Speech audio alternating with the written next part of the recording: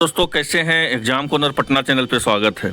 आमतौर पे आपको पता है कि सिविल कोड के कलर का बहाली आया हुआ है और प्यून का भी बहाली आया हुआ है, जिसमें कलर का जो है रिजल्ट आने वाला है पीटी का, और आपका प्यून का जो है अभी परीक्षा नहीं हुआ है, उसका परीक्षा होने वाला है।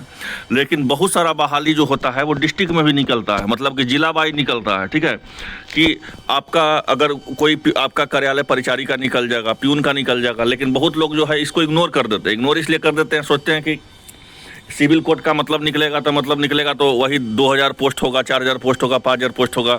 और आमतौर पर जो है 10 सीट, 15 सीट, 20 सीट का जो रहता है सभी जिला का, वो इग्नोर कर देते हैं। और कमज़ोर से कमज़ोर छात्र जो है इस फॉर्म को भर देते हैं और उनका सिलेक्शन हो जाता है। तो अभी देख लीजिए, एक जिला से फॉर्म निकला है, लेकिन एक आवश्यक सूचना दे देते हैं, ये निकला है जहानाबाद से। लेकिन यहाँ ध्यान दीजिएगा कि आपका भी जिला में जो है ऐसा ही फॉर्म आएगा, क्योंकि सभी जिला से जो है बहाली आने वाला है। तो आइए पूरा चीज़ देखते हैं, समझते हैं कौन भर सकते हैं फॉर्म को। तो देख लीजिए, कार्यालय जिला जो है विधि प्राधिकार जहानाबाद, सचिव जो हैं जिला विधि सेवा प्राधिकार जहानाबाद के, वही जो है सिस्टम ऑफिसर सिविल कोर्ट, यहाँ पर देख सकते हैं जहानाबाद। क्या बोला गया है विषय में, तो विषय देखिए, विषय बोला गया है विविध सहायता बचाव परामर्श प्रणाली, जिसे बोलते हैं LADSCS। ठीक है, कार्यालय में संविदा के आधार पे, ठीक है, संविदा के आधार पे होता है, लेकिन टेन्योर जो है आपका बढ़ते रहेगा। ठीक है, बोला गया है कि आपका कार्यालय सहायक का, लिपिक का, रिसेप्शनिस्ट डाटा एंट्री ऑपरेटर का, कार्यालय परिचारी का, प्यून का, जिसको मुंशी बोल सकते हैं, अटेंडेंट भी बोल सकते हैं, पद के लिए नियुक्ति के लिए विज्ञापन प्रकाशन के लिए व्यवहार न्यायालय के वेबसाइट पर अपलोड कराने के संबंध में। ये लेटर कब का है जी, तो लेटर है 18 जनवरी के। लेकिन ये सब जो है प्रोसेस में आने में 10 दिन 8 दिन समय लगता है, लेकिन ये लेटर जारी कर दिया गया है। लेटर जारी करने का मतलब क्या हुआ, लेटर जारी करने का मतलब हुआ कि ऐसा मत सोचिएगा कि ये तो जहानाबाद का ही फॉर्म है, मेरा तो जिला नहीं है। लेकिन याद रखिए कि अगर आपका जहानाबाद का फॉर्म है तो पत्रांक संख्या देखिए, जितना भी जिला बिहार में रहेगा सभी जिला में जो है धीरे धीरे कर करके सारा बहाली जो है ये आने लगेगा। ठीक है, तो क्या है ये देखिए, कौन भर सकते हैं, सभी जिला में फॉर्म कब आएगा, कैसे भर सकते हैं, कैसे पता चल करना है, सारा हम बताएंगे इस चैनल के माध्यम से। तो आइए पहले देखिए, पहले तो सबसे महत्वपूर्ण चीज़ है कि सर ये बताइए पता कैसे चलेगा कि मेरा जिला में कब आएगा। तो आपके जिला में कब आएगा इसका पता आप चैनल से मेरे जुड़े रहिएगा, चैनल को सब्सक्राइब कर लीजिएगा, एक एक नोटिफिकेशन आएगा, आप देख लीजिएगा कि आपका जिला का कब आया है, क्योंकि अभी तो स्टार्ट ही हुआ जहानाबाद से आने के लिए, जहानाबाद का है ये। ठीक है, और सभी जिला का जो है धीरे धीरे ये विज्ञापन जो है इस तरह से देखने को मिलेगा। तो बोला गया है क्या, देखिए, तो विषय राज्य विविध सेवा प्राधिकार पटना के पत्रांक संख्या 1507 28/8/2024 के आलोक में कार्यालय सहायक, लिपिक, रिसेप्शनिस्ट डाटा एंट्री ऑपरेटर, कार्यालय परिचारी, प्यून, मुंशी, अटेंडेंट पद के संविदा के आधार पर नियुक्ति के प्रकाशन के लिए विज्ञापन का प्रकाशन किया गया है। तो ये जो है उसका एडवर्टाइजमेंट जो है जारी किया गया है, विज्ञापन जारी किया गया है। विज्ञापन कौन कौन पोस्ट के जारी किया गया है ये समझिए। तो आपका कार्यालय सहायक का जारी किया गया है, ऑफिस असिस्टेंट जिसको बोलते हैं, डाटा एंट्री ऑपरेटर का जारी किया गया है, कार्यालय परिचारी का जारी किया गया। कार्यालय परिचारी जो होता है ग्रुप डी लेवल का होता है, जिसमें प्यून भी होते हैं, अटेंडेंट भी होते हैं। ठीक है, जिसको बोलते हैं आप इंग्लिश में अगर सही से इसका यूज हम मानते हैं तो इसका मानते हैं MTS, मल्टीटास्किंग स्टाफ। ठीक है, अब जो है जिसे व्यवहार न्यायालय के अपलोड कर दिया गया है, अतः विज्ञापन को व्यवहार न्यायालय के वेबसाइट पर जाकर के जिला विविध सेवा प्राधिकार जहानाबाद में सूचित करें। ठीक है, तो ये देख लीजिए, जारी कर दिया गया है। कितना बहाली है, कितना पदों का बहाली है, सारा बताते हैं, कैसे फॉर्म भरना है देख लीजिए। कार्यालय सहायक हम आपको बताएं कि पदों का संख्या तो कम होता है, लेकिन लोग इसको क्या कर देते हैं, तो इग्नोर कर देते हैं। इग्नोर कर देते हैं इसलिए सोचते हैं कि अभी तक कम पोस्ट है, क्या भरे। लेकिन जो जो भर देते हैं उसका यहाँ पे सिलेक्शन भी हो जाता है, क्योंकि बहुत लोग को तो पता भी नहीं होता है। तो देखिए क्या बोला गया है, LADCS जो है आपका कार्यालय में संविदा के आधार पर जो है कार्यालय सहायक, लिपिक, रिसेप्शनिस्ट डाटा एंट्री ऑपरेटर, कार्यालय परिचारी के लिए आवेदन आमंत्रित किए गए हैं। देखिए, कार्यालय सहायक, लिपिक के लिए 2 पोस्ट है। यहाँ पे संविदा के आधार पर जो है 2 वर्ष के लिए जो है आपको 20,000 मिलेगा। और इसके लिए चाहिए तो क्या चाहिए, तो देखिए, कार्यालय सहायक के लिए आपको स्नातक चाहिए, बुनियादी बोर्ड में जो है आपका डाटा एंट्री ऑपरेटर और डाटा आपका जो है वर्ड प्रोसेसिंग जो होता है कंप्यूटर का, वो आपको नॉलेज होना चाहिए।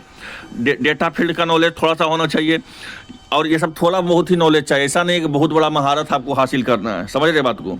अच्छा, यहाँ पर देखिए बोला गया है फाइल के रख रखाव के लिए प्रोसेसिंग का ज्ञान होना चाहिए, कि कौन सा फाइल में कैसे होता है, वो कॉपी पेस्ट करने के लिए होता है, जो अदालतों के प्रस्तुत किए जाने के लिए, डिक्टेशन लेने के लिए, फाइल तैयार करने के लिए किया जाना चाहिए। तो यही सब जो है आपका कार्यालय सहायक का ये निकला हुआ है। और एक देखिए रिसेप्शनिस्ट का निकला हुआ, डाटा एंट्री ऑपरेटर का, इसमें भी है संविदा के आधार पे, है ना। इसमें भी जो एक पोस्ट है, इसमें 19,000 पेमेंट है। इसमें देख लीजिए, वही बोला गया है, बर्थ डेटा जो है प्रोसेसिंग क्षमताएं होना चाहिए, दूरसंचार प्रणाली के, टेलीकॉम के, फैक्स के, मशीन के, और ठीक है, ये सब का होना चाहिए। अच्छी टाइपिंग स्पीड के साथ होना चाहिए आपका, क्योंकि डाटा एंट्री ऑपरेटर का था, जाहिर सी बात है कि डीईओ का कहीं भी पोस्ट आता है, जब एसएससी का पोस्ट हो, चाहे एलडीसी का हो, चाहे आपका सिलेक्शन पोस्ट का हो, अगर डीईओ का पोस्ट होता है डाटा एंट्री ऑपरेटर का, तो उसमें जाहिर सी बात है कि अच्छा आपको टाइपिंग का स्पीड होना ही चाहिए। इस बात को याद रखिए। और जो बोला गया है कार्यालय जो है चपरासी का, इसमें 2 सीट है, इसमें 13,000 रुपये मिलेगा। तो ये जो है उसके लिए साइकिल चलाने का ज्ञान होना चाहिए, दूर संचार प्रणाली, टेलीफोन, फैक्स मशीन के लिए जो है क्या होना चाहिए, काम करने का क्षमता होना चाहिए। तो ऐसा है, तो आपको करना क्या है, कैसे फॉर्म भरिएगा, कितना इसका एज खोजेगा, सारा हम बताते हैं। कैसे फॉर्म भरना है, आपका जिला में कब आएगा, हम बता देते हैं। तो बोला गया है कि कंप्यूटर दस्ता एवं प्रशिक्षण टंकन, दस्ता प्रशिक्षण एवं साक्षात्कार के आधार पर जो है क्या किया जाएगा, तो आपको लिया जाएगा। मतलब आपका कोई इसमें परीक्षा नहीं होगा। पहला चीज़, आपको जहाँ पे डाटा एंट्री ऑपरेटर का पोस्ट है वहाँ पे आपको कंप्यूटर का तो चेक करेगा ही करेगा, जहाँ पे टाइपिंग का पोस्ट है वहाँ पे आपको टाइपिंग चेक करेगा, और एक इंटरव्यू आपसे लेगा, बस वही है, ठीक है ना। और इसमें बोला गया है कि कार्यालय सहायक या रिसेप्शनिस्ट या डाटा एंट्री ऑपरेटर के लिए जो है आपका मिनिमम एज कितना चाहिए, तो मिनिमम एज जो है आपका, मिनिमम जो एज है वो आपको चाहिए 21 साल, और मैक्सिमम कितना चाहिए, तो मैक्सिमम चाहिए 37 साल, है ना। और जो है इसमें बोला गया है कि यहाँ पे ध्यान दीजिएगा, 2 से 3 चीज़ बोला गया है, क्योंकि सभी जिला के लिए आएगा तो आपको पता होना चाहिए कि आप कौन फॉर्म भर सकता है, कौन फॉर्म नहीं भर सकता है। तो यहाँ पे बोला गया है कि जिला विधि जो है सेवा प्राधिकार जहानाबाद के पास निर्धारित मापदंडों के आधार पर प्राप्त आवेदन पत्रों को समीक्षा का अधिकार प्रस्तुत है। अगर किसी भी स्तर पर यह पाया गया कि आवेदक निर्धारित योग्यता पूरी नहीं करता है या आवेदन पत्र में दी गई सूचनाएं गलत है, तो उसके संबंध तो आपको पता है कि उसका जो है उम्मीदवार जो है उसका रद्द कर दिया जाता है। और अगर गलत तरह से बैठ जाएगा परीक्षा में तो आप पे केस भी हो जाएगा, क्योंकि जब आपके पास जो है नहीं है उसको गलत नहीं करना है इसमें। कि अगर इस फॉर्म को भरना चाहते हैं, विस्तृत जानकारी चाहते हैं, तो ये देख लीजिए, वेबसाइट है districtecourt.gov.in, जहानाबाद पे जाइएगा, आपको सारा जानकारी वहाँ पे आपको मिल जाएगा कैसे भरना है। अब आइए, अब यहाँ पे जो है इसको देखिए, यही आपको जमा करना है। नाम यहाँ पे भरिएगा अपना, ठीक है। यहाँ पे जो है अपना हिंदी में, अंग्रेजी में पिता या पति का नाम, आपका एड्रेस कहाँ पर है, correspondence address, permanent address, date of birth, यहाँ फ़ोटो लगाइएगा आपका, अप्रमाणित फ़ोटो लगाना है, ठीक है। और जो है मोबाइल नंबर देना, आधार कार्ड देना है, लिंक देना है, विज्ञापन की तिथि की आयु देना है, जब आपका विज्ञापन तिथि जब जारी किएगा उस समय आपका कितना आयु है, लिंक देना है, राष्ट्रीयता देना है, मैट्रिक में कौन बोर्ड से किए हैं, कितना नंबर है, कितना प्रतिशत है, कब आप उत्तीर्ण हुए हैं। उसी तरह इंटर का भी है, ग्रेजुएशन का भी है, ठीक है। और जो है आपको यहाँ पे ध्यान देना है कि अन्य विशेषता, अगर कोई योजना है, अगर कोई कंप्यूटर का आपके पास डिग्री है तो वो भी आपको लगा देना है। फिर वर्तमान में नियोजित अगर कहीं है तो उसका भी आपको देना है, ठीक है। और कहीं आप कार्य कर रहे हैं तो ये भी आपको देना है। फिर जो है मैं घोषणा करती हूँ, फिर इसको क्या कर देना है भाई, तो इसको आपको हस्ताक्षर करके जमा कर देना है ना। इससे सब कुछ है, इस पर देख लीजिएगा, ये सब है। अगर आप चाहते हैं इस फॉर्म को भरने के लिए, तो इससे बढ़िया जो है मौका आपको नहीं मिलेगा, क्योंकि ये जो है आपका सभी जिला का जो है आपको निकलेगा, इस बात को याद रखिए। और अगर आप इंटरेस्टेड हैं फॉर्म भरने के लिए तो फॉर्म को आवेदन कर सकते हैं आप। और जैसे कि हम आपको बताएं कि ये फॉर्म भरने के लिए जो भी इंटरेस्टेड हैं वो भर सकते हैं। 21 से 37 साल तो एज ही चाहिए। और सभी जिला का जो है अलग जो है जिलावार जो है इसका फॉर्म क्या करेगा तो निकलेगा। यही आपका फॉर्म है, इसको कंप्यूटर से या प्रिंट आउट निकलवा लीजिएगा।